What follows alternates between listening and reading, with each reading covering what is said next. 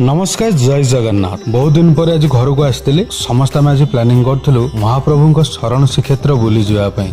आम समस्ते परिवार बाहरी पड़ू शरण श्रीक्षेत्र बुली जावाई। बहुत दिन मानसिक थिला प्रभु श्री जगन्नाथ पाखे टिके भोग करी जाई शरण श्रीक्षेत्र जगन्नाथ पाखे भोग करूँ। देखुं तो केते सुंदर ये शरण श्रीक्षेत्र जगन्नाथ पाखक सतरे आसिले लगे जमी सबकि सुख मिल जाए किसी दरकार ना से प्रभु जगतरनाथ जगन्नाथ को दर्शन कर सारा आम बाहरी पड़ू जगन्नाथंकर एक महाप्रसाद खाइबा। जगन्नाथ महाप्रसाद एते सुंदर होता खाइबा सतरे जमी आत्मा बहुत शांति होगला। महाप्रसाद खाई सारा पाखरे बसला छोट मोट दुकान बजार। से दुकान बजार सासु बहु दुहे मिसी किनी छोट छोट माली सब जिनस किणाकुणी कर सारा आम बाहरी आसलु घर को। सतरे आपण मैंने केबे थरे आसी बुली जातु आम शरण श्रीक्षेत्र। बेसी दूर आज्ञा नुह ए ढेंकानाल पाखर मात्र 30 किलोमीटर दूर गुड़ियाघाटिनी छकरू डाहाण पट एक घरिकिया ग्राम से अवस्थित आमर शरण श्रीक्षेत्र। से पूजा पाती जगतरनाथ जगन्नाथ माँ सुभद्रा भगवान बलभद्र। आशीर्वाद नियंतु सदा सर्वदा खुशी रुहतु। रहिली